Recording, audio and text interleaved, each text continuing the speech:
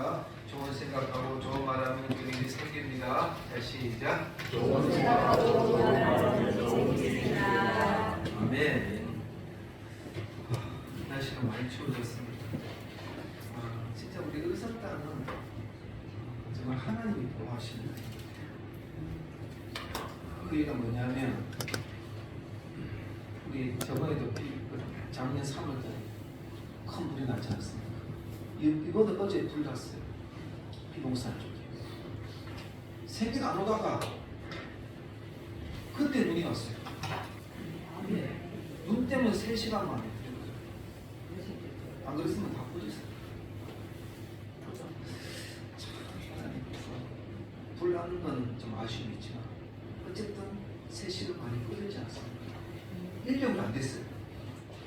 하나님께서 보호하신다는 것입니다. 얼마나 감사합니다.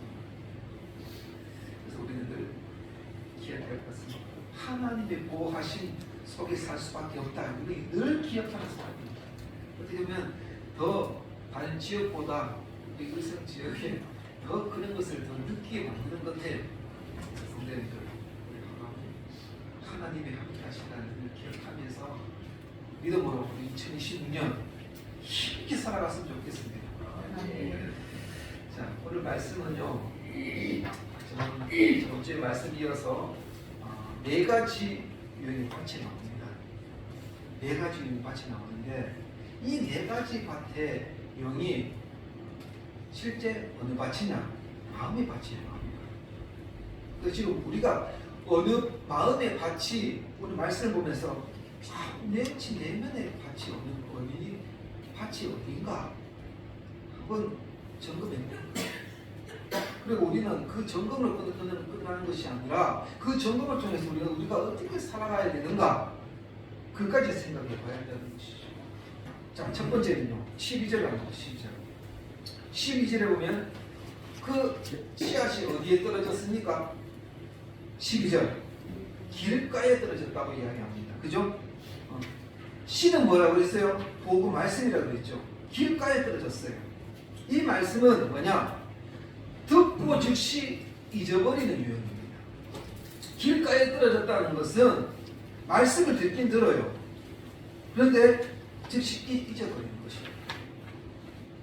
이를 가리켜 주님이 이렇게 말씀하십니다. 뭐라고 이야기하죠? 빼앗겼다. 말씀을 빼앗겼다. 이렇게 이야기를 하고 있는 것이에요. 자, 좋은 땅에 속한 자와 이 말씀과 대조해 보면 들은 말씀 15절을 하고 15절. 이 좋은 땅이에요. 좋은 땅. 15절은 뭐라고 이야기하죠? 지킨다. 이렇게. 그죠? 15절 안 봐요. 지킨다. 좋은 땅에 씨가 뿌려졌다는 것은 뭐라고 이야기하죠? 지킨다. 지켰다는 것입니다. 말씀을 지켰다는 것은 말씀을 붙들고 나아갔다는 거예요. 그런데 길가에 속한 자는 빼앗겼다는 건 뭐예요? 말씀이 빼앗겨버렸어요. 그러면 어떻게 됩니까? 지키면 살 수 없는 거예요. 우리는 말씀 가운데 아까 우리 장로들 말씀 계속 기도하셨지만 말씀을 붙들고 나가는 게 우리 삶을 지키는 것입니다. 아니면 안 돼요. 오늘 우리 그리스도인 중에 이 분류에 속한 자가 제일 많습니다. 저뿐만 저도 마찬가지라는 거예요. 자, 두 번째는 13절. 어디에 떨어졌습니까? 바위 위에 떨어졌다면 총신 문제 이런 문제가 나왔어요. 총신. 제가 시험 총신 있을 때 1번 바위 밑, 2번 바위 아래, 3번 바위 왼쪽, 4번 바위 위에 이런 식으로 문제가 나왔어요. 와, 이건 성경 꼼꼼하게 보지 아니하면 그 답을 체크할 수 없는 거예요. 바위 위에. 자, 바위 위에 떨어졌다는 거예요. 이게 어떤 유형이냐면 얼마 동안 견디나 말씀에 뿌리가 없다는 것입니다. 말씀에 뿌리가 없다는 거예요. 얼마 동안에 견딜 수가 있습니다. 그런데 말씀에 뿌리가 없다는 것입니다. 역시 좋은 땅에 속한 자와 한번 대조해 보면 15절 한번 볼까요? 15절은 뭐라고 나오죠? 인내로 결신한다 이렇게 나오죠. 그 나옵니다. 그죠? 인내로 결신한다 이렇게 이른다고 이야기합니다. 그런데 바위 위에 속한 자는 시험을 받을 때에 인내하지 못하고 13절을 뭐라고 이야기하죠? 배반한다 이렇게 이야기합니다. 성도님들도 농사를 짓기 때문에 잘 알지 않습니까? 뿌리가 없으면은요 견디기 힘들어요. 태풍이 와도 뿌리 때문에 버티고 있는 겁니다. 그것뿐만 아니라 영양분도 뿌리 때문에 살아나겠냐 하는 거예요. 근데 말씀이 없으면 어떻게 살아나갈 수 있는 것입니까? 없다는 겁니다. 못한다는 거예요. 그래서 이야기하는 거죠. 세 번째 14절에 나옵니다. 14절이 뭐죠? 가시떨기에 들었다는 것입니다. 가시떨기. 이 가시떨기는 14절에 쭉 보면은 뭐라고 이야기하죠? 세상 염려와 재물의 욕심과 탐심, 향락이 뭐예요? 쾌락이죠. 그 쾌락으로 인하여 말씀의 기운이 완전히 막혀버린 거예요. 그래서 결실을 이루지 못하는 이유입니다. 이들의 결함은 뭐예요? 기운이 막힌 겁니다. 기운이 막힌 겁니다. 무슨 기운이 막힌 것입니까? 말씀의 기운이 막힌 겁니다. 우리는 이 땅에 여기 나온 왜 나왔습니까? 말씀의 기운을 받기 위해서 나온 거예요. 다시 말하면 이 말씀의 기운은 뭐예요? 복음의 능력, 이 복음의 기운이 바로 이 생의 염려와 이 세상의 향락과 이 세상의 탐욕과 이 세상의 탐심, 이런 기운에 막혀서 결실하지 못한다는 것을 이야기하고 있는 것입니다. 바로 그런 부분이 뭐예요? 우리의 생각과 마음에 일어나는 세상의 염려로 가득 차서 이 받은 복음을 묵상할 여지가 없으니 어떻게 됩니까? 무기력한 믿음으로 나갈 수밖에 없다는 것입니다. 결국 이 믿음은 어떤 믿음이냐? 죽은 믿음입니다. 이따가 찬양 예배 때도 말씀드리겠지만 바로 믿음은 말씀에 뿔을 두고 나가는 거예요. 아니면은 죽은 믿음이 되는 것입니다. 생명력이 없다는 것입니다. 그러나 좋은 땅에 속한 자의 삶은 말씀 기운의 능력으로 회복되는 것입니다. 오늘도 이 시간에 말씀의 기운을 받아 회복되기를 원합니다.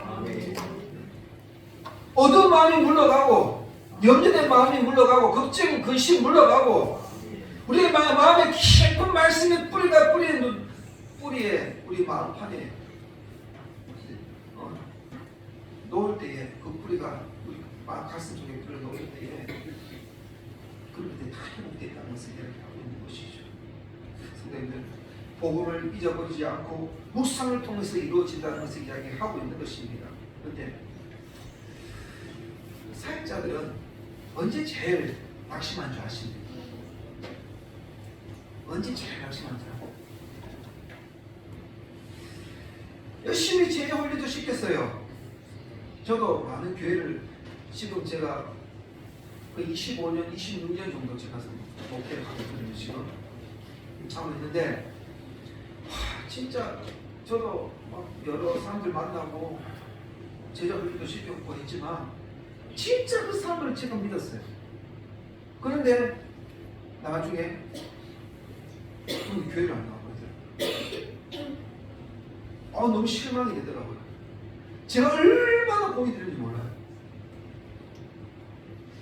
아무것도 아닌 거예요. 교회에서 아무것도 아닌 거예요. 관심 문제 때문에 안 나오고 관심 문제. 근데 참 저는 너무 실망해요.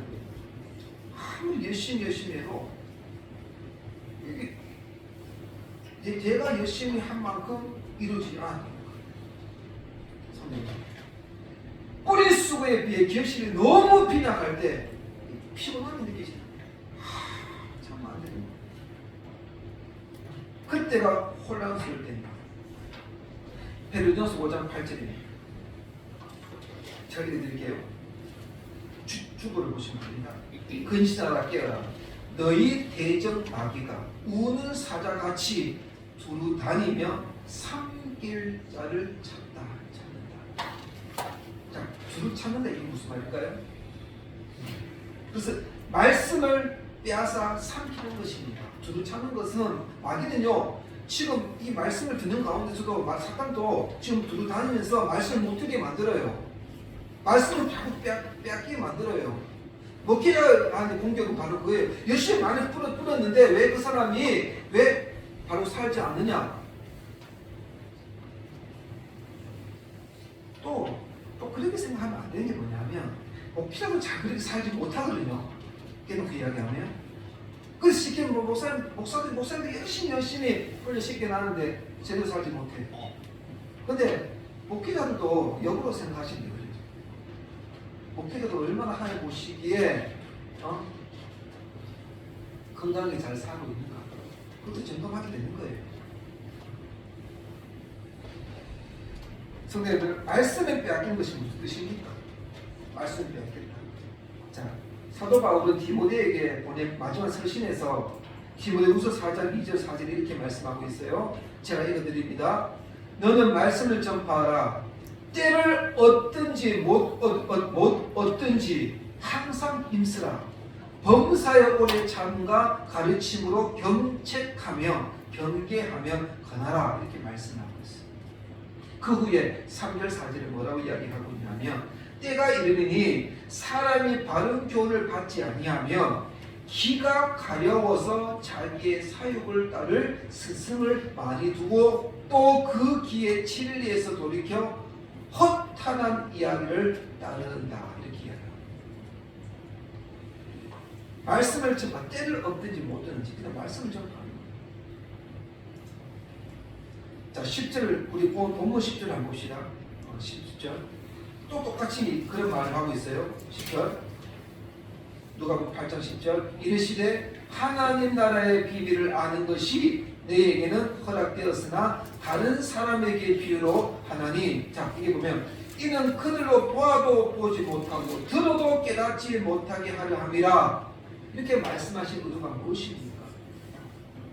이는 마치 하나님께서 보지 못하게 하고 깨닫지 못하도록 하신 것처럼 그렇게 말씀하고 있어요.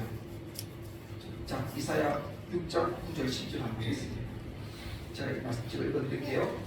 여호와께서 이르시되 가서 이 백성에게 이르기를 내가 듣기는 들어도 깨닫지 못할 것이요 보기는 보아도 알지 못하리라. 계속 이 말씀이 반복되고 있어요. 듣기는 들어도 깨닫지 못하고 보기는 보아도 알지 못한다. 이 말씀이 계속 반복되고 있잖아요. 그죠? 10절 이 백성의 마음을 둔하게 하며 그들의 기가 막히고 그들의 눈이 감기게 하라. 염려하건대 그들이 눈으로 보고 귀로 듣고 마음으로 깨닫고 다시 돌아와 고침을 받을까 하노라 하시기로 이렇게 인용하고 있습니다. 그런데 이 말씀은요 다른 사람에게 이방인들에게 말씀하신 것이 아닙니다. 이 비유의 뜻은 누구에게 이야기하고 있는지 아십니까? 바로 제자들에게 이야기한 거예요. 바로 지금 우리에게 말씀하고 있는 거예요.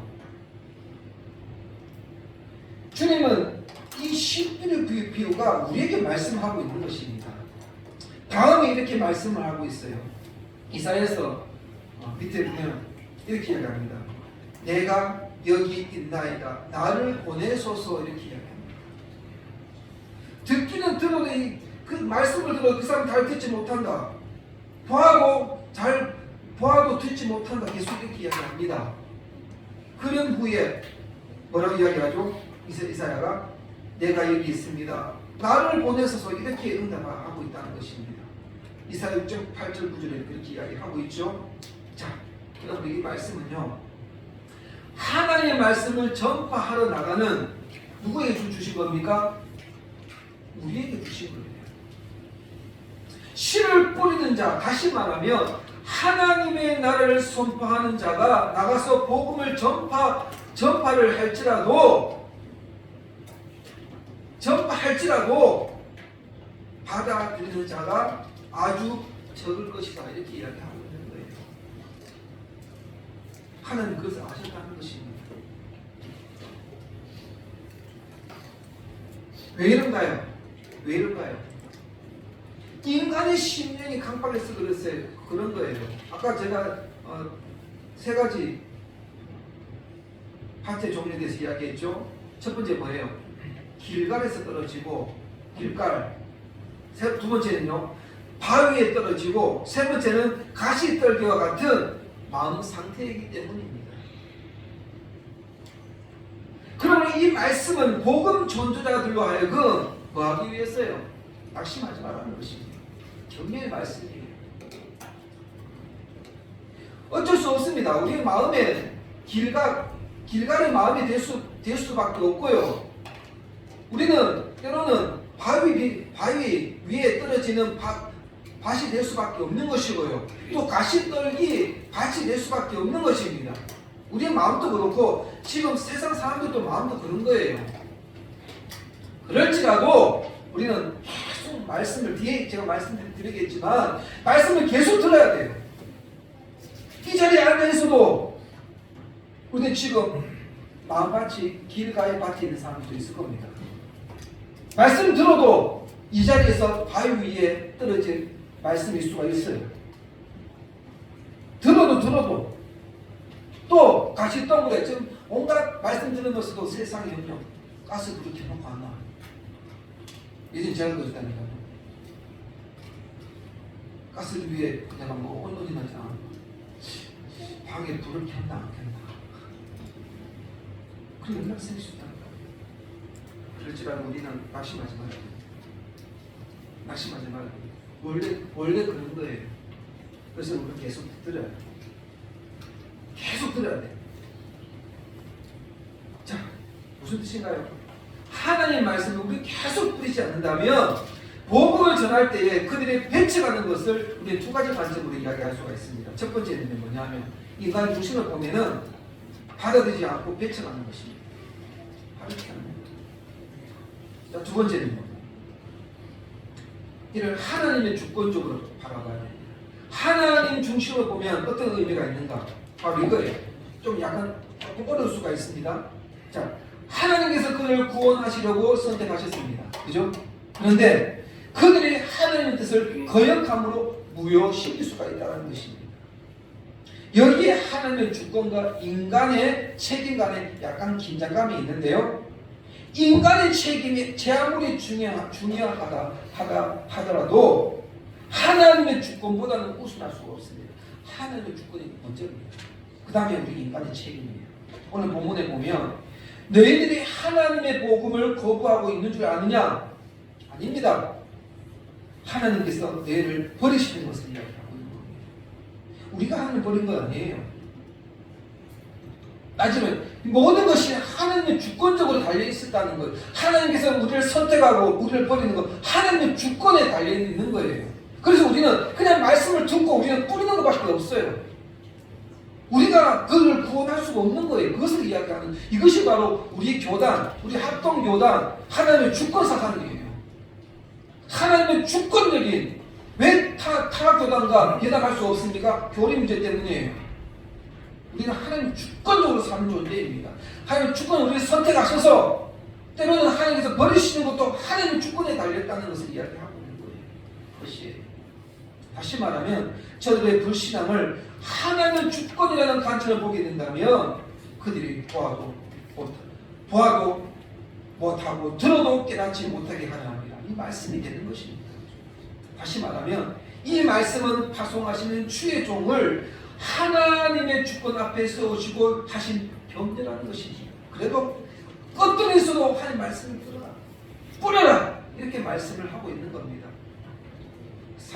사도 바울이 디모데에 보면은 하나님의 주권을 앞세우고 말씀하고 있는 것, 그 말씀을 하고 있습니다. 디모데후서 4장 1절 2절에 보면 이렇게 말씀하고 있어요. 하나님 앞과 살아있는 자와 죽은 자를 심판하실 그리스도 예수 앞에서 그가 나타나실 것과 그의 나라를 두고 엄히 명하노니 2절에 너는 말씀을 전파하라. 때를 얻든지 못 얻든지 항상 힘쓰라. 범사에 오래 참음과 가르침으로 견책하며 경계하며 권하라. 이렇게 말씀하고 있는 것입니다. 무슨 뜻입니까? 우리의 책임은요, 전하는 것밖에 없어요. 듣는 것밖에 없어요. 듣고 전하는 것밖에 없어요. 뿌리는 것밖에 없어요. 구원은요, 하나님의 주권에 있다는 것입니다. 이처럼 복음 전도자가 하나님의 주권 앞에 확고하게 서 있을 때만 두려움이 없어요. 낙심하지 않아요. 저 사람이 아무 복음을 계속 전하는데 왜 저럴까? 그 말 자체를 할 필요 없어요. 하나님의 주권으로 하나님께서 그 영혼을 살리고 하나님 그 영혼을 이끌어 가시는 거예요. 우리는 그냥 뿌리면 우리는 말씀만 들으면 되는 거예요. 말씀을 듣고 계속 생각하는 거예요. 말씀 붙들고 실천하는 거예요. 그밖에 없는 거예요. 그것을 이야기를 하고 있는 겁니다. 이번에 제가 제일 존경하는 목사님, 남포교회 박예선 목사님, 이런 기사가 나오는 우리 성도님들 보신 분들이 있는 줄 압니다. 본인 아들이 남포교회, 목사님이 남포교회 개척하셨어요. 하나님이 열심이라는 책을 썼는데 제가 그 책을 읽고 제 모든 설교의 패러다임이 완전히 바뀌어버렸어요. 저는 그분이 나의 스승이라고 지금 생각하고 있습니다. 그런데 이번에 어떤 사건이 일어났냐면 자기 아들이 남포교회 부목사로 계세요. 근데 그 목사님이 개척으로 이제 나갈 형편이 된 겁니다. 그때 남포교회 목사님 하신 말씀이 월드 목사님이에요. 40억을 달라 이렇게 얘기하죠. 40억을 줘야지 개척을 할 수 있다. 그러면서 그런 말이 이수가 된 겁니다. 성도 어떻게 생각합니까? 제가 한편으로 너무 실망해진 거예요. 하나님의 열심히 그렇게 말씀을 전파를 했는데 왜 삶의 결과가 왜 나중에 저렇게 될까? 나는 내 남들의 저분이 나의 스승이라고 생각해요. 어떻게 저렇게 될까? 저는 믿겠습니다. 저는 그 목사님을 세상 사람들은 막 그 댓글 보니까 제가 입에 담을 수 없는 말을 하더라고요. 다 믿는 사람들이 예수 믿는 사람들이에요. 저는 그것을 보면서 뭘 느꼈냐면 그분의 말씀을 전하는 건 진심이었어요. 진심으로 말씀을 뿌렸어요. 말씀을 좀 뿌렸어요. 그런데 인간이 뒤에 사람이 이게 연약할 수밖에 없는 거예요. 때로는 길가에 떨어질 수도 있어요. 때로는 바위 위에 떨어질 수 있어요. 때로는 가시떨기에 떨어질 수 있어요. 그분은 어떻게 보면 그래 느꼈어요. 그래. 내가 사람을 믿었구나. 인간 사람은 연약할 수밖에 없는 거야. 아무리 이 자리에 저쪽에 목사지만은 거룩한 이야기, 아름다운 이야기 할지라도 사람은 연약할 수밖에 없는 거예요. 근데 제가 이 말씀을 접할 때 그때 상황에서 우리가 실망하면 지는 거다. 그럴 수도 있구나. 더 그럴수록 더욱더 말씀 더욱더 붙들고 살아야겠다. 더 그런 의지가 생기더라고요. 사람을 볼 때 실망하지만 그런데 그 와중에서도 하나님께서 박예선 목사 사용하셨잖아요. 하나님 역사에 우리가 그래서 댓글에 보면 막 저주하는데요. 그거는 하나님 원하시는 말이 아니에요. 실망할 수 있어요. 사람 보지 맙시다. 사람은 연약할 수밖에 없어요. 우리는 그냥 하나님 생명은 하나님 주권에 달린 거예요. 성도님들, 이제 결론을 제가 말씀드리겠습니다. 구원은요, 하나님 주권에 있다는 뜻입니다. 이처럼 복음 전도자가 하나님의 주권 앞에 확고할 수 있을 때만 우리는 두려움이 없어요. 낙심하지 않습니다. 하나는 하나님의 위로와 격려를 받기 때문입니다. 인간의 책임은 다음 등불에 비유해서 이렇게 말씀하고 있어요. 자, 주님은 씨 뿌리는 비유에서 등불 비유로 이 전환을 하고 있는데요. 다 11절 하고 계십니다. 진짜. 누구든지 등불을 켜서 그릇을 덮거나 평상에 알려두지 아니하고 등경 위에 두나니 이는 들어가는 자들로 그 빛을 보게 하려 함이라 이렇게 말씀하고 있습니다. 이 비유는 참으로 적절한 자리에 놓여 있습니다. 자, 씨 뿌리는 자의 비유는 실은 듣는 자의 비유입니다. 왜냐하면 듣는 자가 어떤 반응을 보이는가에 초점을 맞추고 있기 때문이죠. 그러므로 이 네 분류에 속한 자들에게 공통점이 무엇입니까? 제가 저번주에 말씀드렸죠. 들었다. 12절에 이야기하고 13절, 14절, 15절 이렇게 들었다 하는 말이 계속 강조되고 있습니다. 그러나 그 중에 15절에 보면 말씀을 듣고 지켜 인내로 결실을 하는 자들아 이 확률을 치면 4분의 1밖에 안 돼요. 네 밭의 종류 중에서 좋은 땅은 한 개밖에 없다는 것이에요. 아무리 들어도 그밖에 없다는 것이죠. 그러므로 씨 뿌리는 자의 비유는 들은 자의 반응에 초점을 맞추었습니다. 그런데 이 등불 교육, 우리 아까 읽었죠? 그거는 뭐예요? 복음을 비춰라 이겁니다. 다시 말하면 선포하는 데 맞춰져 있습니다. 만일 빛을 비추지 않고 즉 전도하고 있지 아니한다면 전도도 나에게도 계속 복음을 전파하는 정도입니다. 그리고 다른 사람들에게도 말씀을 전하는 게 전도예요. 다른 사람들한테만 말씀을 전하는 게 전도가 아니에요. 나에게도 이야기, 오늘 또 성도님들 크게 보면 교회 오는 거 전도예요. 전도되는 거예요 지금. 다른 사람들에게만 전하는 거 그것만 전도라고 생각하면 안 됩니다. 전도하지 않고 있다면 그 등불을 켜서 그릇으로 덮거나 평상 아래에 둔 것과 같다라는 것을 이야기하고 있는 겁니다. 우리는 앞부분에서 뭐죠? 하나님 주권입니다. 결코 인간의 책임 앞에 굴복할 수 없음을 대한 이야기를 하고 있는 것이죠. 이를 아시는 주님은 18절에 뭐라고 이야기하죠? 그러므로 내가 어떻게 들을까 스스로 삼가라. 누구든지 있는 자가 받겠고 없는 자는 그인 줄로 아는 것까지 빼앗기리라 이렇게 말씀을 하고 있는 것입니다. 그러므로 씨 뿌리는 비유는 뭐예요? 듣는 겁니다. 그냥 듣는 거예요. 우리의 마음이 어떻든 간에 듣는 거예요. 그냥. 그 다음에 어떻게 됩니까? 등불의 비유. 빛을 비추는 거예요. 뿌리는 겁니다. 삶으로 해가는 것이에요. 마치 두 날개 마냥 균형이 뭐예요? 씨 뿌리는 비유. 한쪽은 등불의 비유. 이게 조화가 되어야 된다는 것입니다. 성도님들 또 한 주간 살아갈 때 말씀을 붙들고 말씀을 늘 우리의 마음이 어떻든 간에 듣는 거예요. 듣고 우리 삶과는 그 말씀을 붙들고 살아가는 저와 여러분 되시기를 간절히 원합니다. 기도하겠습니다. 하나님 그렇습니다. 우리가 날마다 말씀을 잘 듣게 하옵소서. 끝까지 듣게 하옵소서. 우리의 좋은 땅에 뿌려질 때까지 말씀 듣고 그 말씀을 붙들고 뿌리내리며 살아가는 우리의 삶이 되게 하여 주시옵소서. 감사하며 예수님 이름으로 기도합니다.